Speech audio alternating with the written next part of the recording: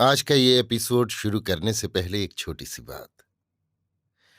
क्या आप भी अपना पॉडकास्ट बनाने की सोच रहे हैं? तो एंकर ट्राई कीजिए। ये पॉडकास्ट बनाने का सबसे आसान तरीका है। नंबर 1, ये फ्री है। नंबर 2, इसमें कई सारे ऐसे टूल्स हैं जो आपको अपने फोन और कंप्यूटर पर रिकॉर्ड और एडिट करने की फैसिलिटी देते हैं। नंबर 3, आप अपने पॉडकास्ट को डिस्ट्रीब्यूट भी कर सकते हैं, जिससे इसे स्पॉटिफाई और दूसरे प्लेटफॉर्म पर सुना जा सके। तो डाउनलोड कीजिए फ्री एंकर ऐप या विजिट कीजिए anchor.fm पर अपना पॉडकास्ट स्टार्ट करने के लिए। ये तो थी एक छोटी सी जानकारी, और अब शुरू करते हैं एपिसोड का सिलसिला। तो आज के एपिसोड में लीजिए सुनिए आचार्य चतुर्सेन शास्त्री के लिखे उपन्यास सोमनाथ के 51वें भाग जूनागढ़ का राव को मेरी यानी समीर गोस्वामी की आवाज में। जूनागढ़ के राव नवधन बिना ही किसी पूर्व सूचना के इसी समय पाटन में आ धमके। उनके साथ 2000 कच्छी सवार थे। उन्होंने नगर से बाहर सहस्त्रलिंग सरोवर के तट पर डेरा डाला। राव नवधन एक तेजवान वीर सरल किंतु निष्ठावान पुरुष थे। वे बात के धनी भी थे। गुजरात में उनकी बहुत धाक थी। लोग उनसे भयभीत रहते थे। वे राजकुमार भीमदेव के श्वशुर थे। उनकी इकलौती बेटी उदयमती भीमदेव को ब्याही थी। रानी उदयमती यद्यपि अभी नवोढ़ा ही थी, परंतु पिता के समान ही तेजस्विनी और स्वाभिमानी थी। मिजाज भी उसका तीखा था। चाल ढाल रहन सहन गर्वीला था। अपने पिता पर उसे बहुत घमंड था। बिना माता की इकलौती पुत्री को राव प्राणों से बढ़कर प्यार करते थे। राव नवधन एक कठोर दृढ़ प्रतिज्ञ और कड़े स्वभाव के योद्धा अवश्य थे, परंतु हृदय उनका शुद्ध था। पाटन की अधोगति, अंतःपुर का विद्रोह और गुर्जरेश्वर की अकर्मण्यता एवं अमीर की अवाई सुनकर ही राव बिना निमंत्रण पाटन में अपना कर्तव्य पालन करने आए थे। परंतु इस टेढ़े अवसर पर राव का ससैन्य आना सुनकर लोग आश्चर्य और भय से परस्पर कानाफूसी करने लगे। बिना बुलाए ससैन्य राजधानी में आना मर्यादित न था। राजपुरुष चिंता में पड़े, परंतु दामोदर मेहता तुरंत राज्य की ओर से राव का सत्कार करने उनके डेरे पर पहुंचे। राव अपने पटमंडप में बहुमूल्य रेशमी गद्दी पर बैठे थे। उनकी बड़ी बड़ी मूछें, भारी डील, लाल डोरे वाली आंखें, घनश्याम शरीर और घन गर्जन सा कंठस्वर अति भव्य था।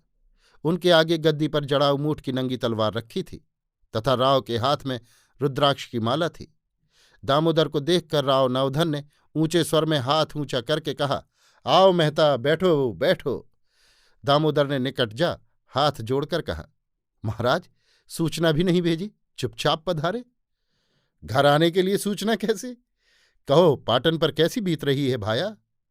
सब ठीक ठाक है महाराज, यही तो देखने आया हूं। गुर्जरेश्वर तो अपनी बावड़ी और ताल बनवाने में संलग्न है। क्यों? महाराज देखेंगे तो प्रसन्न होंगे। धवल गृह तो बनकर तैयार हो चुका है। देखूंगा भाया, पर पहले गुजरात की प्रतिष्ठा की बात देखनी है। गजनी का अमीर आ रहा है, सो गुर्जरेश्वर क्या धवल गृह में ही इस मिलेच्छ का स्वागत करेंगे? ये कैसी बात दरबार? जब तक जूनागढ़ की तलवार है तब तक। अब ये बात रहने दो मेहता, तुम्हें तो अपनी शक्ति पर बड़ा भरोसा है, फिर अपनों को क्यों बुलाने लगे? पर भाया, मुझसे तो रहा नहीं गया, चला आया। समय आया है तो अब मान अपमान क्या? अब सच सच जो बात है वो कहो। मेहता ने हाथ जोड़ और अधीनता जताकर कहा, अब आपका विराजना हुआ है तो सब ठीक हो जाएगा। सब निवेदन करूंगा, किंतु क्या कुमार को सूचना दे दूं? अभी नहीं, महाराज से मिलने के बाद। तो मैं महाराज को निवेदन करता हूं। निवेदन हो चुका है महता। अभी महाराज नशे पानी की झोंक में है, जब सावधान होंगे तब। राव नवधन इतना कह व्यंग्य से मुस्कुरा दिए, फिर कुछ सोचकर बोले, मेहता, महाराज गुर्जरेश्वर हैं, पर मैं भी सौरठ का धनी हूं। गजनी का अमीर जो सोमनाथ पर आए तो राव के जन्म को ही धिक्कार है। परंतु महाराज, वो आए तो सौरठ की तलवार के साथ साथ गुजरात की तलवार भी तैयार है। और कुमार भीमदेव? महाराज, गुजरात की तलवार तो कुमार ही के हाथ में है। फिर उसने इधर उधर देखकर मंद स्वर में कहा, यशस्वी मूलदेव की गद्दी पर तो एक दिन कुमार ही की प्रतिष्ठा होगी, और महारानी उदयमती गुजरात के भावी अधिपति की माता। राव नवधन प्रसन्न हो गए। उन्होंने संतुष्ट होकर कहा, किंतु मेहता, क्या कुमार भीमदेव पाटन में आते ही नहीं? क्यों नहीं महाराज, परंतु इधर तो वो अमीर की अवाई की खटपट में लगे हैं।